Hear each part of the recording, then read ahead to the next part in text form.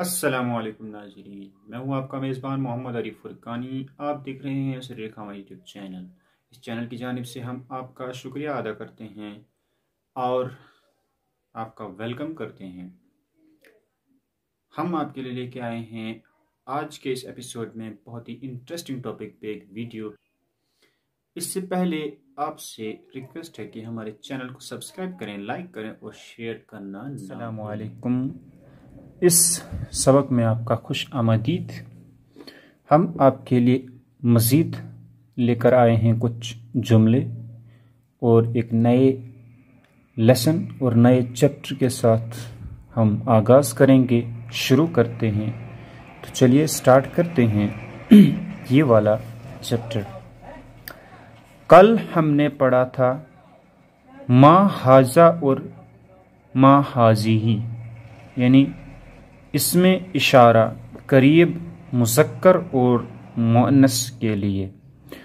آج ہم مزید پڑھیں گے۔ کل ہم نے آپ کو بتایا تھا کہ ما غیر عاقل کے لیے استعمال ہوتا ہے، لیکن اب عاقل کے لیے کیا استعمال ہوتا ہے، چلیے دیکھتے ہیں۔ تو یاد رکھیے بچوں، عاقل کے لیے من استعمال ہوتا ہے اور غیر عاقل کے لیے ما استعمال ہوتا ہے۔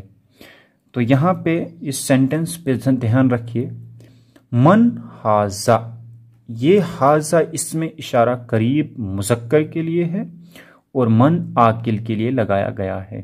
یہاں اس چیپٹر میں تمام کی تمام چیزیں، جو تمام کی تمام پکچرز جو ہیں، یہ ساری کی ساری عاقل ہیں، ٹھیک ہے۔ من ہاذا، یہ کون ہے، وہاں پہ تھا یہ کیا ہے، یہاں پہ یہ کون ہے۔ ہاذا ابن، یہ ابو ہے۔ من ہاذا، یہ کون ہے۔ ہاذا طفلن، یہ بچہ ہے۔ من ہاذا، یہ کون ہے۔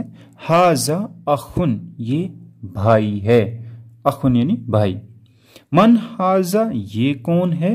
ہاذا امامن، یہ امام ہے۔ من ہاذا، یہ کون ہے۔ ہاذا معلمن، یہ معلم ہے۔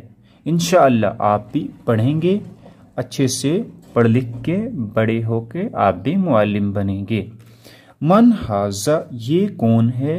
ہاذا مریضن، یہ بیمار ہے۔ مریضن مینز بیمار۔ من ہاذا، یہ کون ہے۔ ہاذا ولدن، یہ لڑکا ہے۔ من ہاذا، یہ کون ہے۔ ہاذا طبیبن، یہ ڈاکٹر ہے۔